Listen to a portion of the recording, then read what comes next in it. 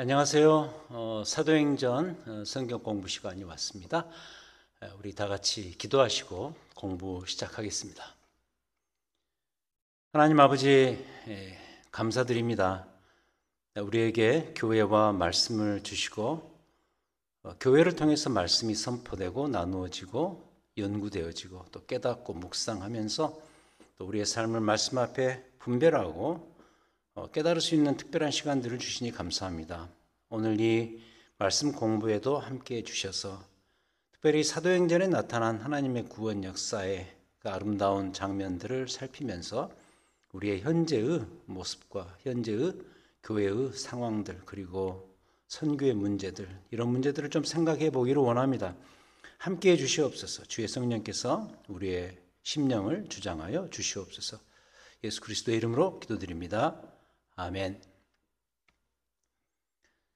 우리가 지금 사도행전 공부를 하고 있습니다. 오늘 이제 네 번째 시간이 되겠는데 오늘 주제는 유대에서 땅 끝으로 첫 번째 시간으로 바울의 회심과 그 안디옥 교회 이 주제를 다뤄보도록 하겠습니다. 공부 중간에 다시 복습을 한다 치고 또 중요한 문제니까 이번 사도행전 공부에서 그 대주제가 될 만한 사실들 반드시 잊지 않아야 될 중요한 전제죠. 이건 다음 두 가지입니다. 전체 주제로서 우리가 지금 보고 있는 복음의 전진. 우리가 항상 공부 시작하면서 첫 번째 펴는 그 타이틀 페이지의 마지막 부분에 사도행전 복음의 전진 이렇게 우리가 기록하면서 출발하죠. 역시 복음의 전진이 사도행전 전체의 중요한 주제다. 근데 이제 두 번째 조금 더 구체적인 주제로서 그게 어떻게 물리적으로 복음 말씀이 전진하는가, 땅 끝을 향한 전진이다. 이걸 이제 동시에 기억을 해야 되는 것이죠.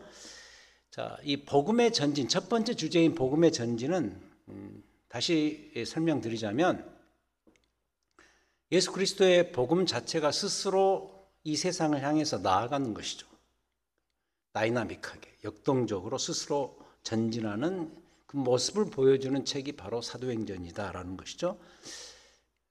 그래서 사도들이 움직이고 사도들이 복음을 전하는 것 같지만 그래서 타이틀이 사도행전으로 되어 있지만 사도행전 학자들은 사실은 사도들을 통해서 복음이 전진하는 것이기 때문에 그 일을 이제 성령께서 하신단 말이죠. 그래서 성령행전 이렇게 불러야 되고 또는 말씀행전 이렇게 부를 수도 있다는 사실이죠. 이걸 이제 증명해 주는 좋은 구절이 우리가 전에 한번 살폈던 구절입니다. 사도행전 6장 7절 말씀을 펴시기 바랍니다. 사도행전 6장 7절 우리가 지난주에 교회에 대해서 배우면서 예루살렘 교회에 그 문제가 생겨서 안수 집사 7명을 선발하고 바로 그 뒤에 이런 말씀이 기록되어 있는 것을 살폈죠. 6장 7절 하나님 말씀이 점점 왕성하여 예루살렘에 있는 제자의 수가 더 심히 많아지고 허다한 제사장의 무리도 이 도에 복종하니라. 이 부분 하나님의 말씀이 점점 왕성하여졌다. 복음 자체가 스스로 다이나믹하게 전진하면서 일어나는 현상이죠. 복음의 전진 이게 사도행전 가장 중요한 대주제가 되겠고 땅 끝을 향한 전진은 무슨 이야기인가? 이게 이제 물리적으로 또는 지리적으로 어떻게 이 복음이 다이나믹하게 스스로 전진하는가? 그래서 이제 사도행전 1장 8절을 기억하시라 그랬죠. 오직 성령이 너희에게 임하시면 너희가 권능을 받고 자 예루살렘에서 출발해서 유대 지경을 넘어서 사마리아와 땅 끝까지 이르러 내 증인이 될 것이다. 복음의 증인이 될 것이다. 그래서 그 땅 끝이 마지막 이 모든 복음 전파의 완성 지점이 되는 것이죠. 자, 이건 역시 사도행전의 중요한 주제가 된다. 그렇다면 이런 결론이 나올 수가 있습니다. 중요한 이야기인데 사도행전에 등장하는 많은 요소들이 있죠. 예를 들어서 가장 대표적으로 오늘 우리가 다루게 될 바울 사도라는 인물 그리고 베드로도 나오고 사도행전은 정말 이 복음의 증인 역할을 감당했던 수많은 인물들이 나옵니다. 스데반도 거기에 포함되고 그 모든 그 요소 중 특히 인물들, 그리고 그들이 다녔던 장소들, 그리고 어떤 사건들이 벌어지죠. 그 상황들, 이런 것들이 다 알고 보면 바로 이 주제, 복음의 전진과 복음이 땅끝같이 향해서 전진하는 이 주제를 수종드는 것이다. 서빙하는 것이다. 섬기고 돕는 것이다. 이게 이 사도행전을 이해하는 데 있어서 굉장히 중요한 전제입니다. 그래서도 오늘 공부에서 다룰 중점적 대상인 바울이라는 이 인물, 참 대단한 인물이죠. 이 바울을 우리가 살피겠는데, 이 바울이라는 이 인물과 그의 회심 그리고 공식 사역에 첫 발을 내디뎠던 그 안디옥 교회, 이런 것들 역시도 바로 이 주제 달성, 그러니까 복음의 전진과 복음이 땅끝까지 전파돼야 된다는 이 주제 달성을 섬기는 존재였을 뿐이다 라는 사실을 기억하고 오늘 공부를 출발해야 돼요. 자, 그렇다면 어떻게 그러한가 이제부터 여기에 대해서 살펴보도록 하겠습니다. 자, 먼저 첫 번째로 바울의 회심을 다룹니다.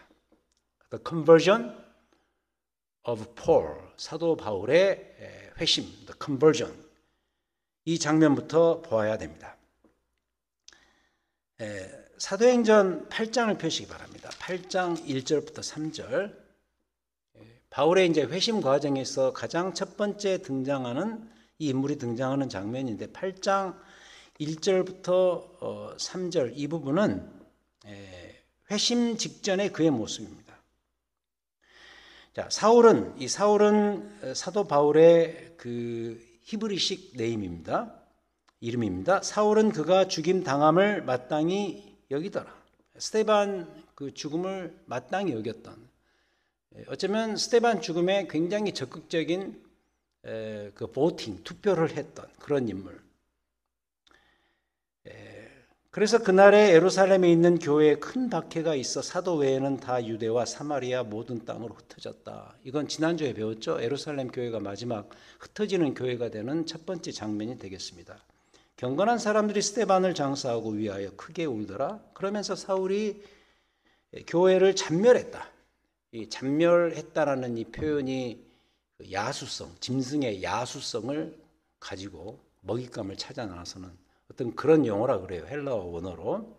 교회를 잔멸하려고 시도했던 이 사도 바울. 각 집에 들어가서 남녀를 끌어다가 옥에 넘기는 일을 적극적으로 행했던 이 사울. 원래 그는 베냐민 지파 출신입니다. 이 베냐민 지파는 귀족 지파예요. 우리가 열왕기 상하에서도 배웠다시피 남북으로 이스라엘이 나누면서 이 유다와 베냐민 지파가 남유다를 형성했잖아요. 굉장히 정통성이 있는 그런 지파고요. 베냐민 지파 출신으로서 다소에서 거했던 정말 그 명망 있는 율법학자였습니다. 특히 그 대표적인 힐렐 학파의 가말리엘의 수제자로서 아주 대단한 활약을 했던, 지금으로 말하면 정말 대단한 학자였죠. PhD 디그리 몇 개 정도 가지고 있었던 그런 정말 대단한 학자였죠. 그리고 존경을 받았고 바리새인으로서. 근데 그가 그 율법주의적인 그런 열성을 가지고서 이 그리스도의 이 교회를 핍박하고 잔멸하기 위해서 짐승의 야수성을 가지고 교회를 핍박했던 그런 인물. 회심 이전의 바울의 모습입니다. 근데 이제 그가 드디어 회심을 하죠. 9장에 나옵니다. 9장을 펴시기 바랍니다. 아주 유명한 챕터입니다. 9장 1절부터. 자, 읽으면서 제가 설명하죠. 사울이 주의 제자들에 대하여 여전히 위협과 살기가 등등했다.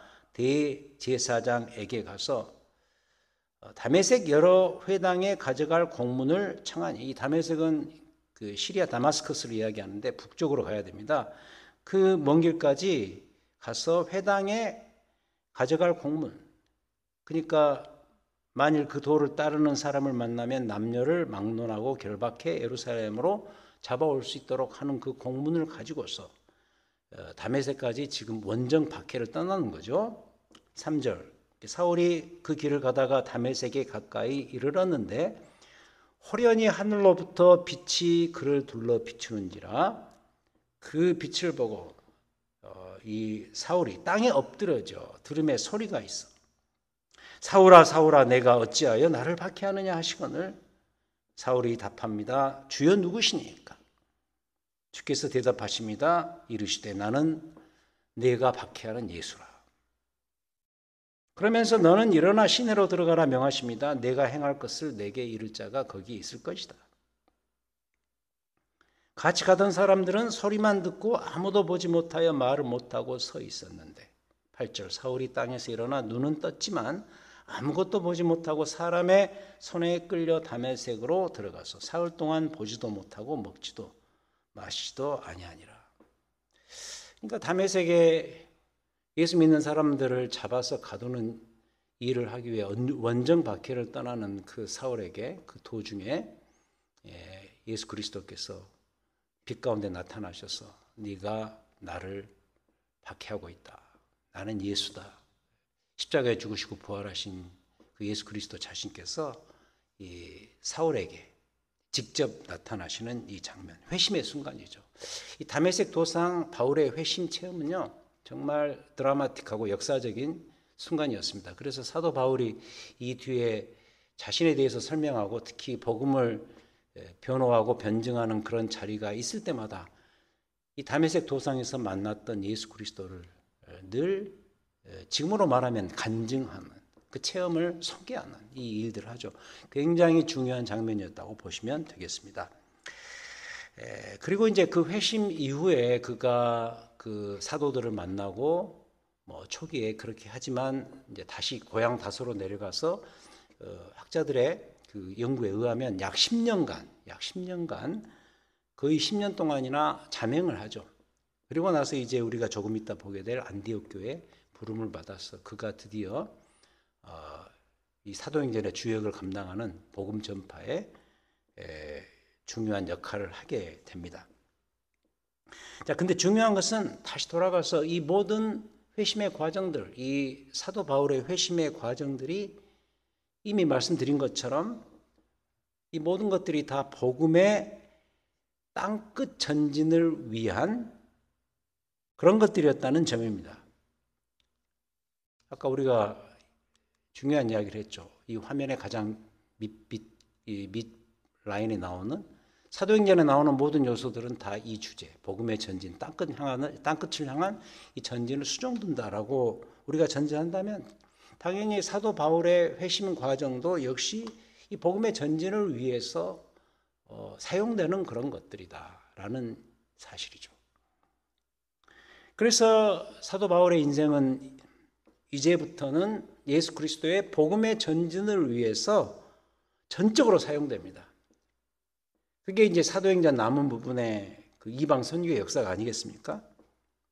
그 과정에 대한 소개가 사도행전 9장부터 무려 마지막 장 28장까지의 전체 내용이고 그 결과물과 열매들이 뭐냐? 바로 사도 바울이 썼던 편지들입니다. 교회를 향한 편지들. 뭐 예를 들어서 갈라디아서, 고린도 전후서, 데살로니가 전후서, 에베소서, 빌립보서 이런 책들이죠. 그래서 거기 보면은 그가 회심하고 예수 그리스도의 복음의 전진이 땅끝을 향해서 어떻게 계속되었는가, 이루어졌는가 그 열매를 그 서신서들에서 다 보여주고 있는 것이죠.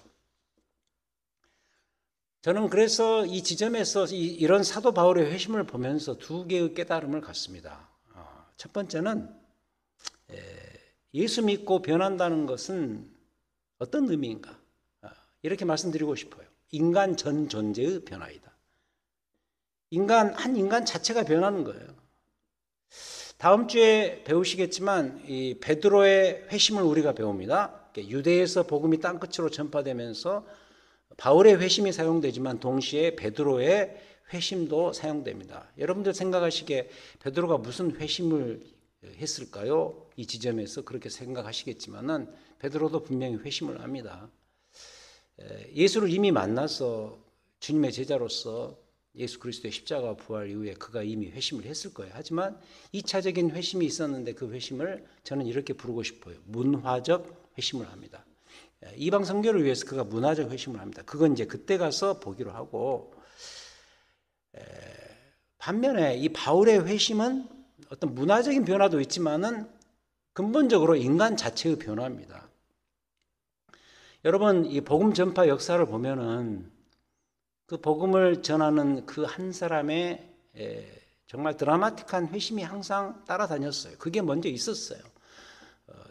이기복 목사님이라는 분이 계시죠. 초대교회, 우리 한국 초대교회 아주 유명한 정말 전설적인 그런 순교자이신데, 그 이기복 목사님 같은 경우는 동네에서 그야말로 남봉꾼이었어요. 정말 말썽을 피우고 동네에서 아주 그 소문난 문제적 인물이었는데, 그가 그래서 막 선교사에게 돌을 던지고 핍박하고 이런 일이 있었죠. 근데 그분이 은혜 받고 인간 자체가 변하니까 그 동네는 물론이고 초대교회 때 그 부흥회를 이끌면서 정말 많은 영혼들을 그리스도 앞으로 돌아오게 하는 그런 일들이 있었단 말이죠.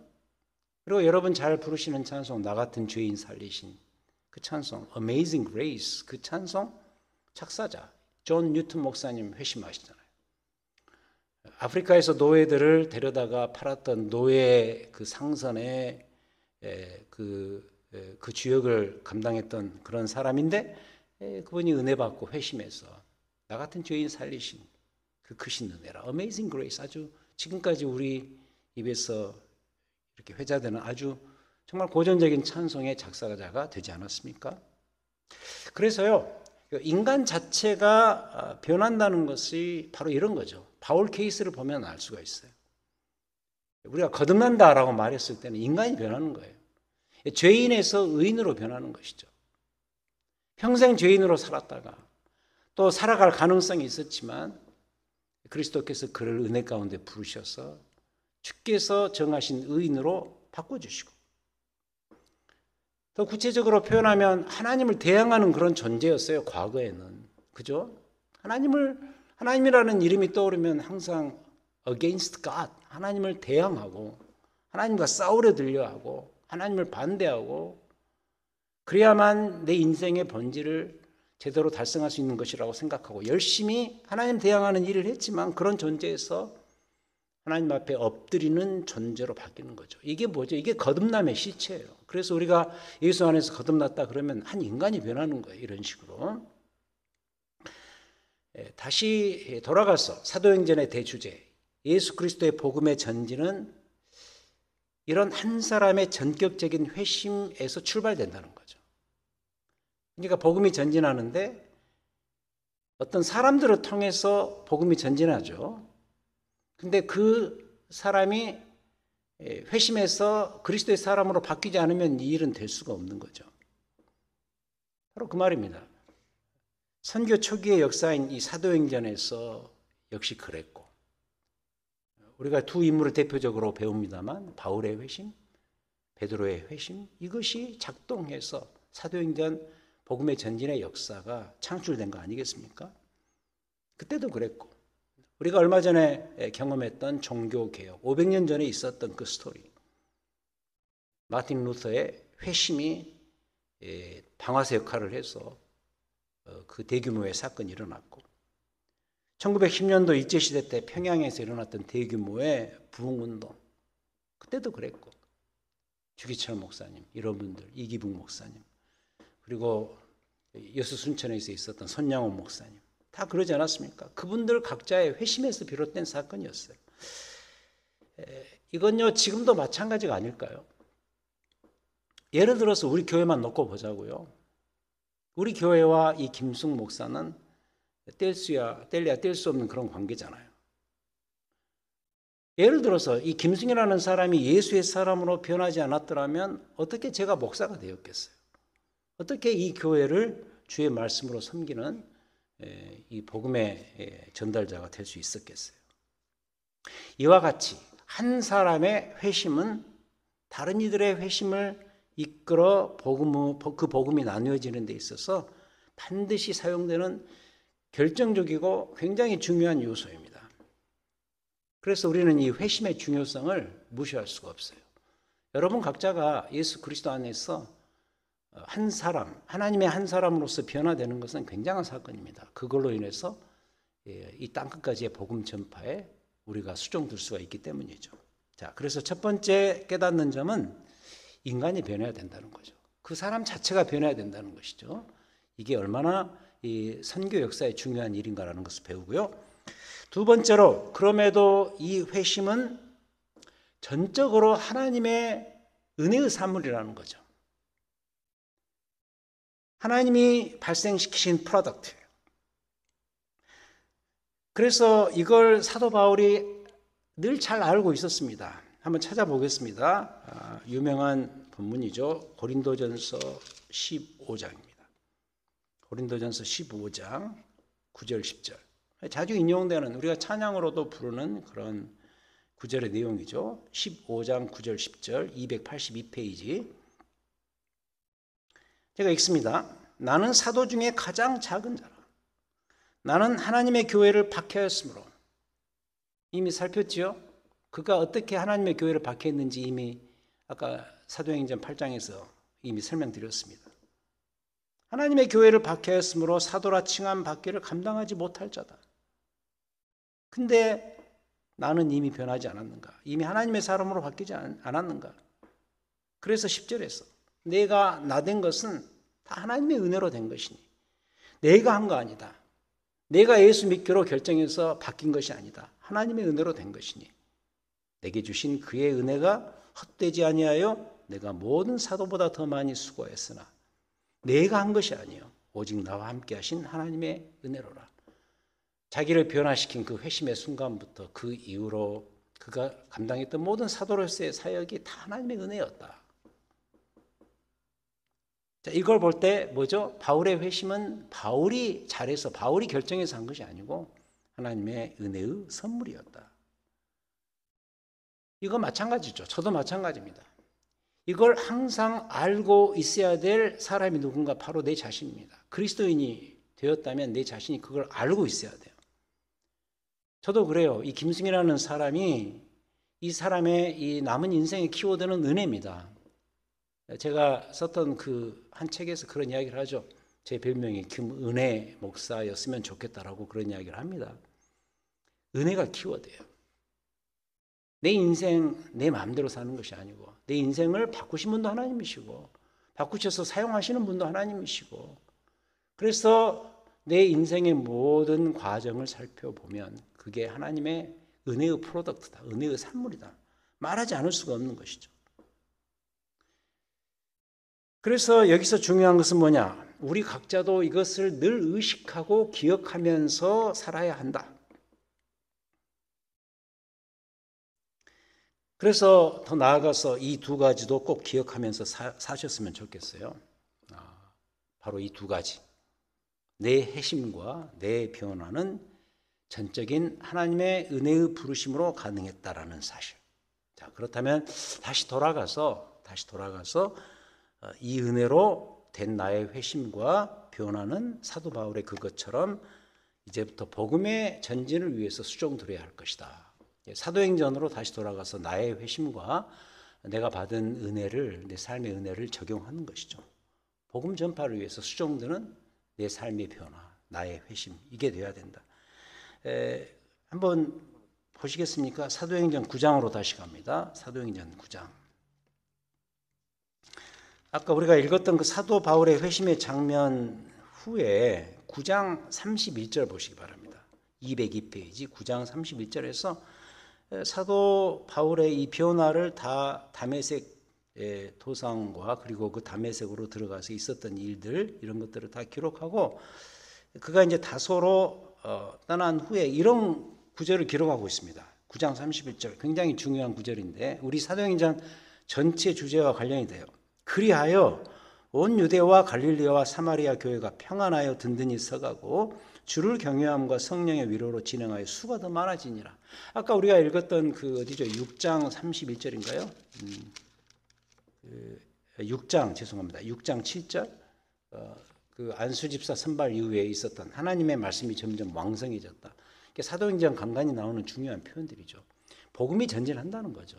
복음이 전진하는데 이런 현상들이 벌어졌다라는 이런 짤막한 기록들 그게 또 나옵니다. 9장 31절.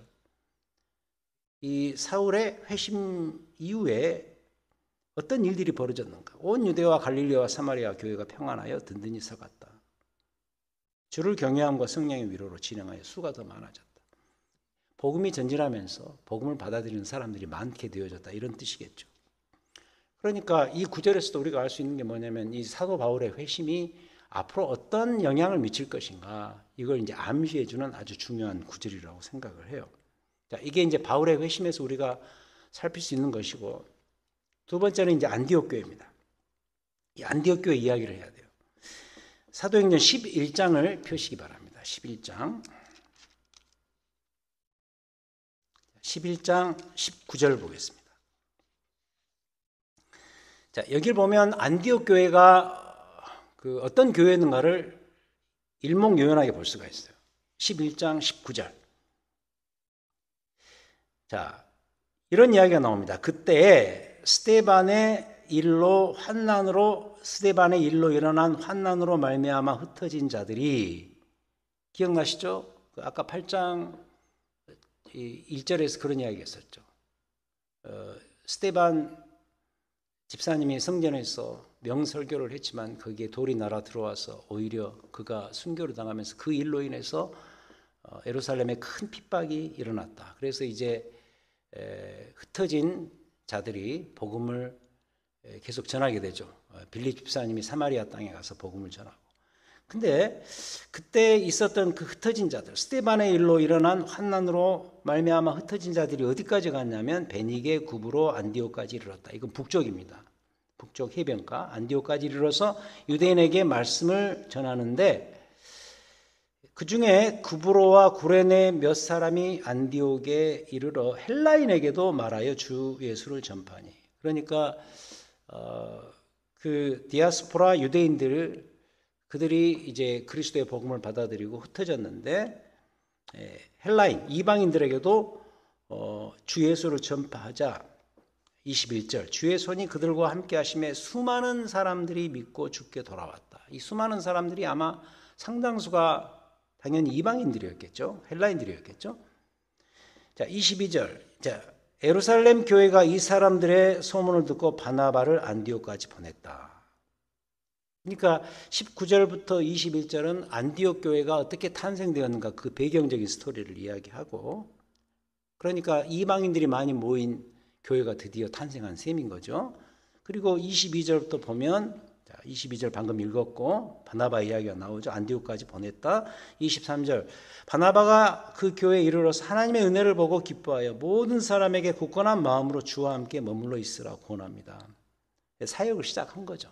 목회 사역을 시작한 거죠. 24절, 바나바는 착한 사람이요 성령과 믿음이 충만한 사람이라 이에 큰 무리가 주께 더하여지더라. 그러니까 예루살렘 교회가 이 소식을 듣고 이 바나바를 안디옥 교회 초대 담임 목사로 이 파송을 한 거죠. 일대 목사가 된 거죠. 그리고 이 바나바가 도착해서 그 교회 목회를 시작한 거죠. 그러자 안디옥 교회가 더 부흥을 한 거예요. 순식간에 막 부흥을 한 거예요. 자, 그 다음 25절. 바나바가 사울을 찾으러 다소에 갔습니다. 그러니까 교회가 막 부흥을 하니까 이 바나바가 동역자가 필요했던 셈이죠. 그래서 다소에 이렇게 있었던, 은둔에 있었던 사울을 찾으러 갑니다. 굉장히 짧지만 사도행전 역사에서 중요한 장면이죠. 26절, 만남에 안디옥에 데리고 와서 둘이 교회에 1년간 모여 있었습니다. 큰 무리를 가르치기 시작했고 목회를 한 거죠. 제자들이 안디옥에서 비로소 그리스도인이라 일컬음을 받게 되었더라. 자, 보십시오. 이게 이제 바나바와 바울이 동역하면서 어떻게 보면 2인 체제로 간 것이죠. 같이 공동 목회를 한 거죠. 그로 인해서 안디옥 교회가 더 역대급 부흥을 하고, 그 부흥의 열매를 이런 식으로 짤막하게 묘사를 하고 있습니다. 그들이 비로소 그리스도인이라 일컬음을 받았다. 크리스찬이라는 타이틀을 드디어 그들이 획득한 거죠. 저는 이 그리스도인이라는 타이틀 가운데서 어떤 걸 느끼냐면, 지금 우리가 쓰는 그리스도인이라는 타이틀의 의미를 훨씬 뛰어넘는 대단한 의미라고 생각을 해요. 쉽게 말하면 그냥 그들을 누르면 그리스도가 튀어나오는 거죠. 더 쉽게 말하면 예수 그리스도께 미친 자들이죠. 우리 그런 말이 있었죠. 과거에 예수쟁이들. 지금은 그게 조롱조의 말이 됐습니다만은 예수쟁이 할 때는 비아냥거리는 그 표현 가운데 아주 의미심장한 표현이 담겨져 있지 않습니까? 예수로 인해서 살고 예수로 인해서 모든 것이 이루어져가는, 누르면 예수가 튀어나오는 그런 그룹이 바로 예수쟁이이듯이, 어쩌면 그 당시에 예수쟁이의 다른 표현이겠죠. 그리스도인이라는 타이틀을 이 안디옥 교회 사람들이 획득하게 된 것입니다. 놀라운 일이죠. 안디옥 교회 그러면 그리스도인들이 모인 그러한 곳. 자, 그래서 어떤 일이 벌어졌는가? 27절. 그때 선지자들이 예루살렘에서 안디옥에 이르니, 이제 이렇게 한번 방문을 한 거죠, 사도들이. 그 중에 아가보라 하는 한 사람이 일어나 성령으로 말하되 천하에 큰 흉년이 들리라 하더니 글라우디오 때 그렇게 되었습니다. 29절. 제자들이 각각 그 힘대로 유대에 사는 형제들에게 부조를 보내기로 작정하고 이를 실행하여 바나바와 사울의 손으로 장로들에게 보내니라. 일종의 선교 헌금을 보낸 겁니다. 근데 그 대상이 어디냐면 모든 신약교회의 모교회가 되는 예루살렘 교회. 힘들어지니까, 흉년 때문에 힘들어지니까 오히려 이 이방 교회가 부흥하면서 예루살렘 교회를 사랑으로 섬기는 그런, 그때부터 어쩌면 이미 선교적인 마인드가 있었던 그런 교회라고 보여져요. 거기에 대표 리더십은 바나바와 이 바울이었습니다. 자, 오늘 공부 타이틀로 다시 돌아가 보죠. 다시 한번 앞으로 돌리겠습니다. 오늘 공부의 타이틀이 뭐죠? 이 유대에서 땅 끝으로 바울의 회심과 안디옥 교회입니다. 그러니까 유대에서 땅 끝으로, 이 말은 사실 의미가 큽니다. 어떤 geographically, 어떤 지리적인 의미만 있는 것이 아니라 그 안에 문화적인 의미도 담겨져 있고, 사실 그 땅 전체가 보여주는 그 모든 것을 뛰어넘는 그런 표현입니다. 유대에서 땅 끝으로. 근데 거기에 첫 번째로 사용된 인물이 누구냐? 바울이고, 그리고 첫 번째로 사용된 교회가 어디냐? 안디옥 교회였던 거죠. 사도행전 1장 8절에서 뭐라 그랬죠? 다시 복습하자면, 오직 성령이 너희에게 임하시면 너희가 권능을 받고, 예루살렘은 유대의 심장부입니다. 예루살렘과 온 유대와, 예루살렘의 더 확대된 지경 유대와, 그리고 사마리아, 이미 빌립 집사님이 가서 복음을 전했죠. 그리고 땅끝까지 이르러 내 증인이 될 것이다. 결국 땅끝입니다. 땅끝. 타깃은 땅끝입니다. 물론 이 땅끝이 그 당시 세계관을 놓고 볼 때는 지중해 연안, 그 유럽 또는 아프리카, 북아프리카 이 정도 되겠죠. 그러나 이 안에 궁극적으로 이 복음은 땅끝까지 가야 돼요. 땅끝. 타겟은 땅끝이다. 그런 점에서 이 안디옥 교회는 이 땅끝을 향한 복음 전파의 베이스 캠프가 되는 거죠. 전초 기지가 됩니다. 그럼 이 일이 어떻게 계속해서 진행되었는가? 보도록 하죠. 13장으로 넘어갑니다. 13장. 12장에서 야고보 순교 그리고 베드로 투옥 사건이 나오고 또 다시 장면이 바뀌면서 안디옥 교회로 스토리가 전개되는데 13장 1절.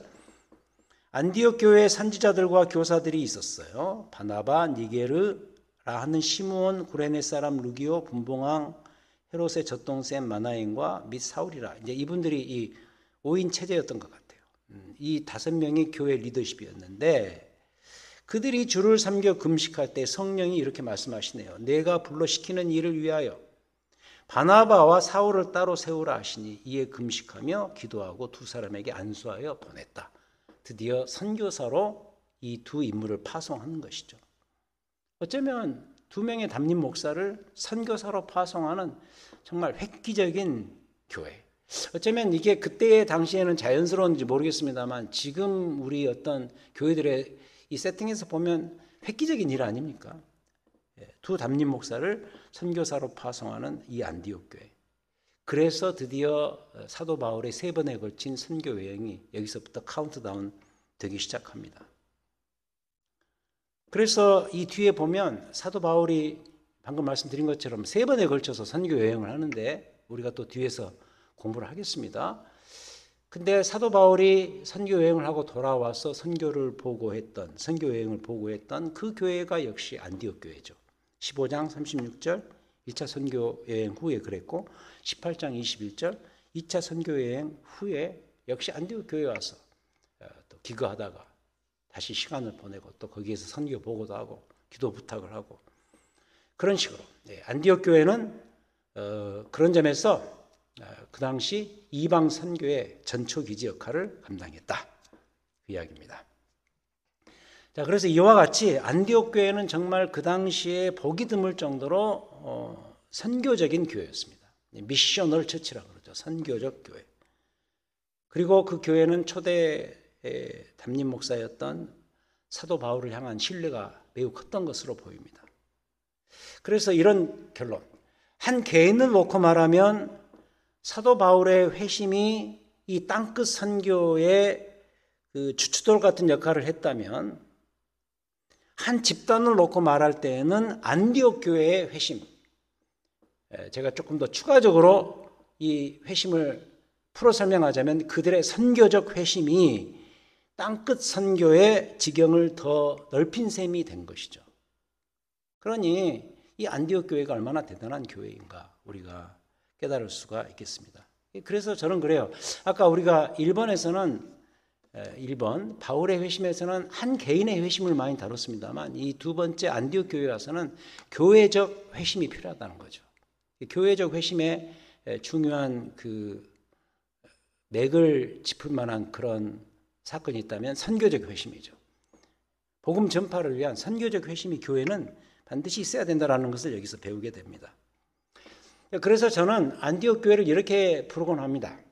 복음 중심의 교회였다. 이 사실 이 사도행전 자체가 복음의 전진 아닙니까? 예수 그리스도의 복음. 복음이 전진하는 데 있어서 그 복음 중심의 교회가 대표적으로 놓고 말하면 안디옥 교회였다. 이 링컨이 썼던 이 표현을 빌리자면 복음에 의한, 복음을 위한 교회, 바로 안디옥 교회죠. By the gospel, of the gospel, and for the gospel. 복음에 의한, 복음을 위한 교회, 안디옥 교회. 우리가 이걸 지금도 적용할 수가 있습니다. 적용해야 됩니다. 여러분, 교회가요, 복음 자체에 매이면 교회는 안전합니다. 교회를 놓고 우리가 많이 염려하죠.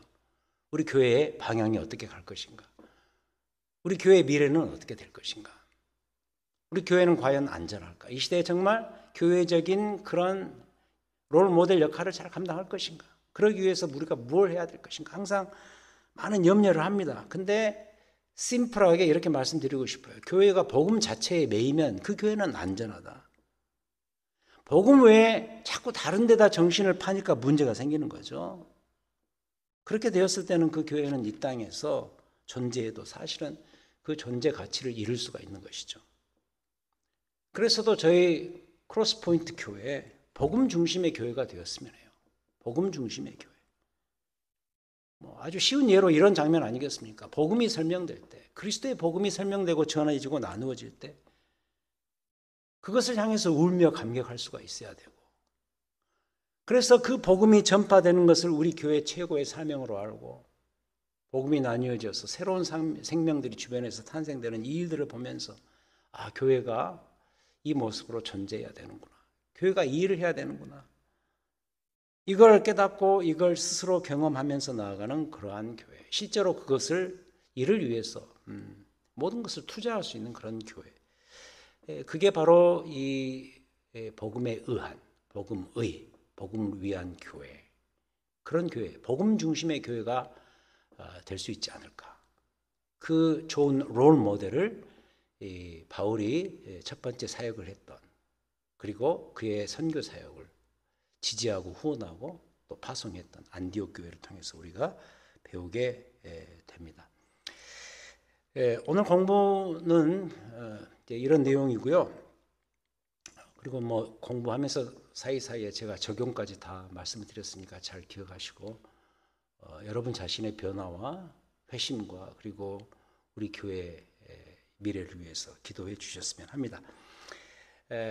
다음 주에는 그 유대에서 땅 끝으로 두 번째 시간인데 이 사도 베드로의 회심이 또 만만치가 않습니다. 굉장히 중요한 역할을 하는데 베드로의 회심과 그리고 베드로가 사역했던 예루살렘 교회가 어떤 이 일에 어떤 포즈를 취했는가를 우리가 공부를 하도록 하겠습니다. 다음 주에 뵙도록 하고요. 기도하시고 공부 마치겠습니다.